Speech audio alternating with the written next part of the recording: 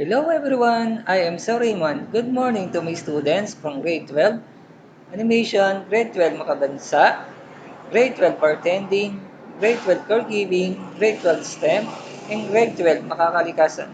I am hoping that you are still doing good, especially accomplishing your module for this week. And of course, I am hoping as well that you have still energy para mapanood, maintindihan, and to discover a lot of new things today. So, welcome to this subject, Contemporary Philippine Arts from the Regions.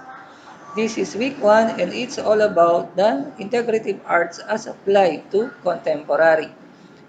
I'll giving you as well an overview kung ano nga ba ang mga bagay na dapat malaman, gagawin at dapat i-accomplish sa buong second semester. So let's start before we proceed to the main content of this discussion. Allow me to present first the learning competency. So when we say competency, this is something that you have to master at the end of this module sa buong second semester.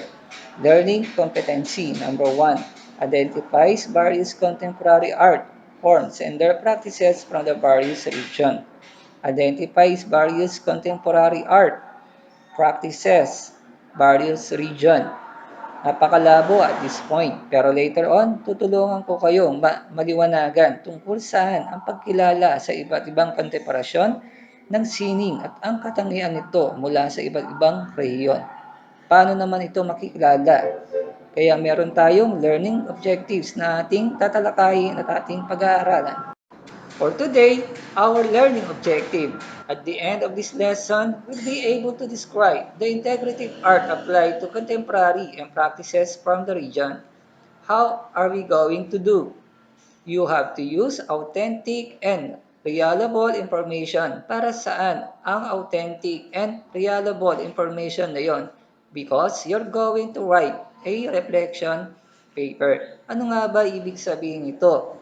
Kayo ay gagawa ng reflection paper pagkatapos nating magpag-aralan at matalakay ang contemporary arts.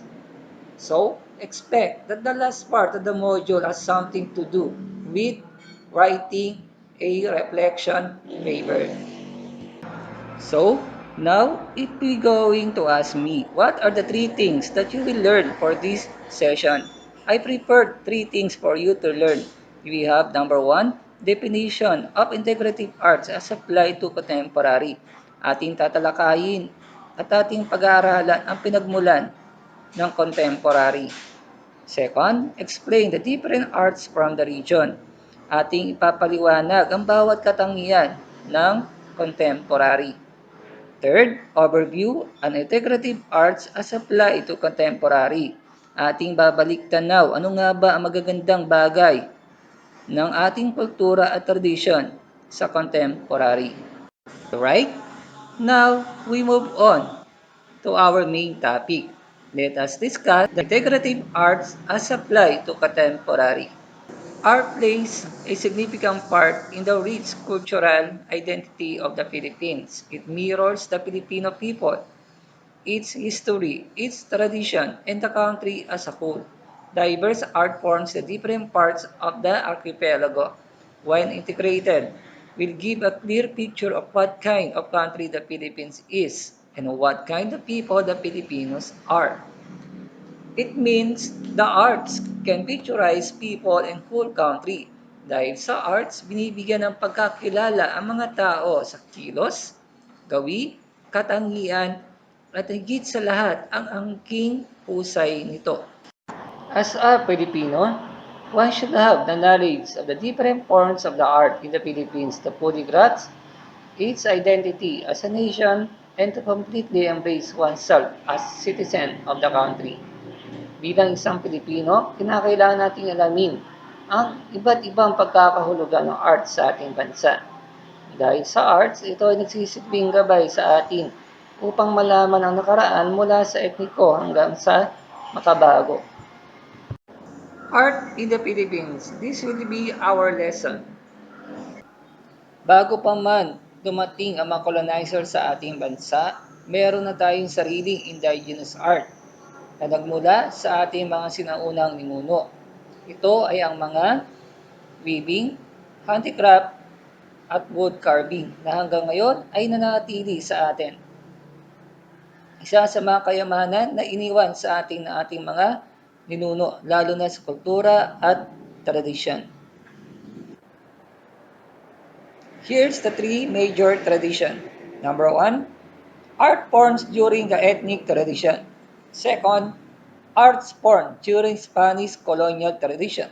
Third, the innovation of arts during American colonial and contemporary tradition. Let us discuss the three major tradition. First, we have art forms during the ethnic tradition. This ethnic tradition relating in large group of people according to common, racial, national, tribal, religious, linguistic, or cultural background. Just like I said a while ago, magkakaiba ang bawat kultura at tradisyon. Hindi sila pare-parehas. Katulad ng pangangaso, pangingisda, at pagtatanim. Ibig sabihin nito, sa bawat lugar, iba-iba ang kanilang pamumuhay, lalo na sa kanilang norms and values, sa kanilang paniniwala. Ang sabi niya, dun sa mga ethnic group, sila ay may sariling batas, sila ay may sariling sinusunod na anituntunin. Kaya ang bawat paniniwala ay hindi magkakaparehas.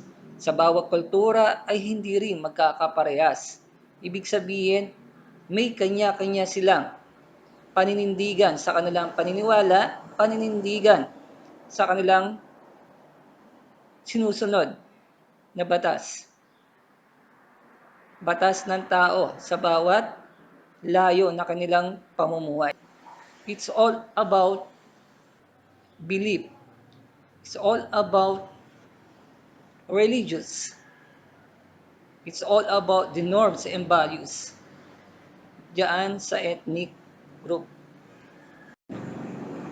Art forms ethnic tradition. Our first one will be dance. The dance in the country during the pre-colonial times vary depending on the area where ancestors thrived in the highlands. Dance were step imitations of the movements of certain animals like birds, while choreography of the Filipinos near the sea were mimicking of the movements of the fishes. The former dance is like imitation of movement of certain animals or nature. Ibig sabihin, ginagawa ng mga tao noon ay sumasayaw sa paggaya ng mga ibon, ng mga hayop, halaman at puno sa nature. The second one is visual arts. Pottery, weaving, wood carving, and metal crafting are dominant during the pre-colonial period. Ito ang mga bagay na halimbawa ng ethnic tradition.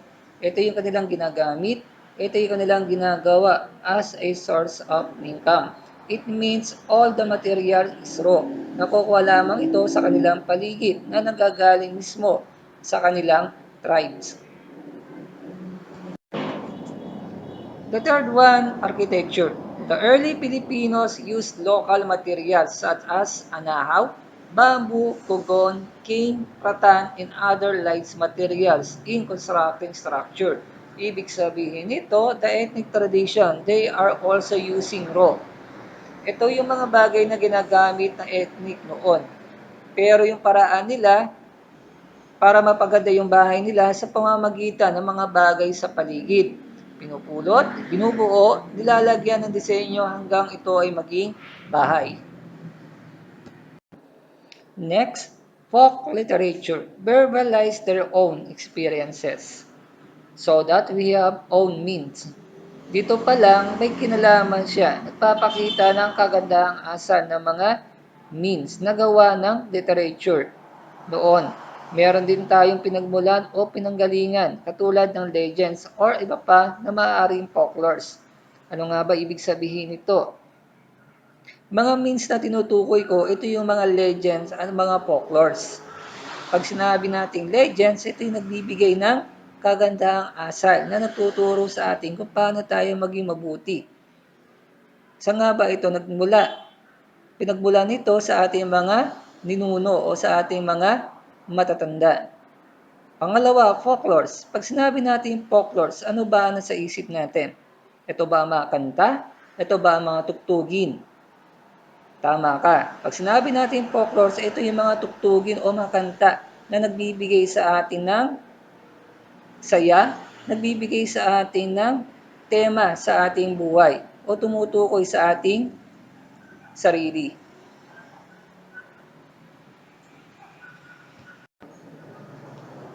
The theater arts, tribal presentation and rituals were the early theatrical performance depicting their beliefs. Kung isipin natin ang kanilang ginagawa katulad na lamang sa pagsayaw sa bonfire para mapang-awit upang maging daan sa kanilang ginagawa. Ito ay isang paraan ng theatrical arts. They are also doing these things for their beliefs in religion. Ito yung kanilang paniniwalaan nila. Halimbawa, apoy. Apoy, pinaniniwalaan nilang source of na kanilang kabuhayan o source of their life. Ginagawa nila ito sa paraan ng pagsasayaw. Hangin, mga kabundukan, ginagawa nila ito ng sayaw at alay. And the last one is music. Our ancestors also have their indigenous musical instruments like bamboo flutes and brass gongs. Yun nga, sa ating ethnic music, they are also using raw materials to create sounds and music. Di naman siguro makakabuo ng musika kung wala siyang tunog. Isa sa mga famous artist ng ating bansa ay si Levi Silerio na gumamit ng dahon upang mabuo ang kanyang sining, lalo na sa kanyang musika. Now, let's move on to the second part of major tradition. Arts forms during Spanish colonial tradition. Arts formed during Spanish colonial tradition. When Spanish arrived in the Philippines in 1521, the colonizer used art as a tool to propagate the Catholic faith through beautiful images. Ibig sabihin, may mga dalang Spanian sa atin. Weak communication is a problem defies beliefs behind the Catholicism and to propel the history of Christ's life in passion. Sa unti-unting pagbabago ng panahon, during that era, nagkaroon tayo ng pananampalataya na dala ng mga Spaniards. Dito, nabuo ang tinatawag nating Christianity. Nagkaroon tayo ng baptismo na dala-dala ng mga Spaniards. Spanish colonial tradition. It consists 6 parts. The first one will be literature. The literacy works could be classified into religious and secular prose and poetry. Sa mga panahon na yon, ang pamamalakad ng mga Espanya ay tinatawag nating legislatura, na kung saan ito ay patungkol sa relihiyon ng kanilang paniniwala. They will allow us to write poetry, prose, and other form of writing. Ibig sabihin, hinayaan tayong gumawa ng mga bagay at sumulat na may kinalaman sa kanilang religion.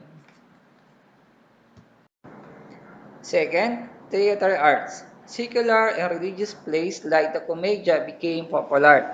Isa sa mga kinikilala ng Espanya ay si Dante Alighieri na kanyang sinulat, Divine Commedia, na tumutukoy sa tatlong bagay: purgatorio, impyerno, at paraiso na mayroon pa rin kinalaman sa Kristyanismo. Third, visual arts. Spaniards introduced painting and sculpture, which mostly depicted religious subject matters. Dance. In choreography, religious dance commonly performed, venerate patrons and saints proliferated. It is the same as ethnic dance. Ibig sabihin, pares lang sila ng sayaw. Pero ang pinagkaiba nito, ang sayaw ng mga Spanish During that time ay inaalay nila sa kanilang patrons at sa kanilang religion. There were also secular dance performed in social functions like the balls, pandango, polka, and minuet among others.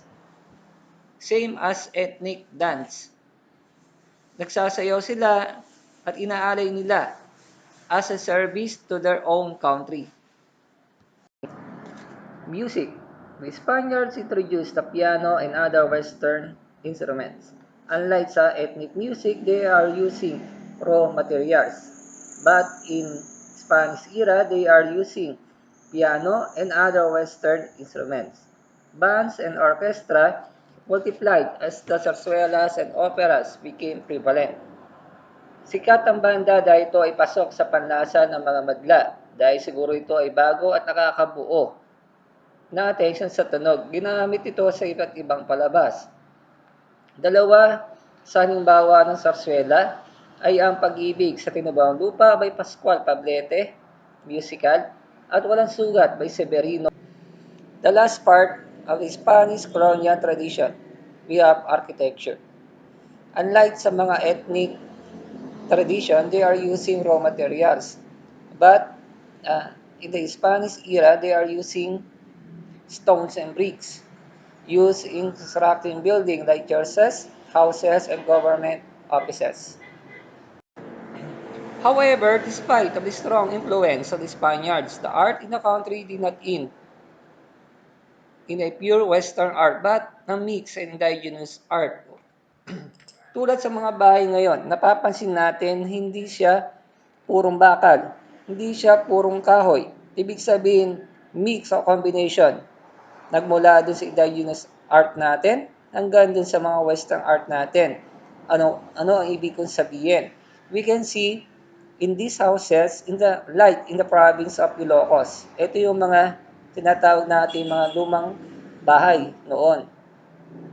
O yung mga antique na bahay. Meron itong kombinasyon ng mga indigenous art at ng western art. The last part of the three major tradition, the innovation of arts during American colonial and contemporary tradition. American colonial and contemporary tradition before the colonization in general. Term American colonial art describe the art and architecture of 17th and 18th century settlers who arrived in America. It was Eurocentric, that they have no contact with the art, tribal tradition of American ancient, means to say, walang contact sa old one. Ibig sabihin nito, bago pa man dumating ang mga Amerika na sakupin ang ating bansa, meron na silang sariling art at architecture sa kanilang kultura at tradisyon. Pero dun sa mga original na kanilang mga American agent, wala silang contact o wala silang kaugnayan doon sa mga tribal tradition ng kanilang bansa.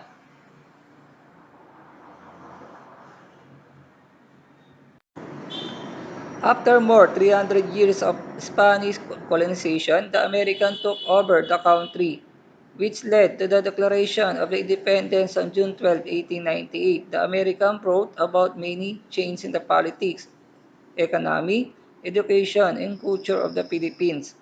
Matapos ang higit pang 300 na taon ng kolonisasyong Espanya, sinakop ng Amerikano ang bansa na humantong sa pagdeklara ng kalayaan noong Hunyo 12, 1898. Ang Amerikano ay nagdala ng maraming pagbabago sa ating bansa, lalo na sa politika, ekonomiya, edukasyon, at kultura ng Pilipinas. In the area of education, there are Filipinos who went abroad to study. Some studied under the tutelage or guardianship of the American educators, and some learned through observation and personal experiences. Those who went abroad to study came back to the country carrying the concept of modern art. Sa larangan ng edukasyon, may mga Pilipino na nagpunta sa ibang bansa upang mag-aral. Ang ilan ay nag-aral sa ilalim ng pangangalaga ng mga edukasyong Amerikano at ang ilan ay natutunan sa pamamagitan ng pagmamasid at personal na karanasan. Ang mga nagpunta sa ibang bansa upang mag-aral ay bumalik sa bansa na bitbit ang konsepto ng modernong sining. Dito nagkaroon ng pagbabago ang ating kultura at tradisyon. Nagkaroon ng change most likely in the arts. Let us discuss the modern arts during the American colonial. Refers to the practices of art in 1860s to 1970s. Modern art in 1860s to 1970s. The urbanization, consumerism, rise of the middle class, change in the political system, secularization, conversion from the traditional way to modern way, and the emergence of new technology affected the way of art making in that period. Due to technological innovation, the experimental approach in developing art rose above traditional art practices and methodologies. New forms of expression came which were avant-garde in nature modern art continuously way art making today. Ibig sabihin nito, ang sining ay pinaganda at pinahusay sa mga makabagong pamamaraan sa pagpapahayag ng sining, gamit ang makabagong teknolohikal at eksperimentong diskarte sa pagbuo ng sining. We done to our three major tradition, the forms of arts. Let us overview what is contemporary arts all about. Refers to the recent and current practices of art ranging from the 1970s up to the present. It mirrors the society and culture of the present times. Ating binibigyan ng pagpapahalaga ang mga kultura at tradisyon ng ating mga ancient times. Ito ay sumasalamin sa ating bansa, ang kanilang mga kultura at tradisyon.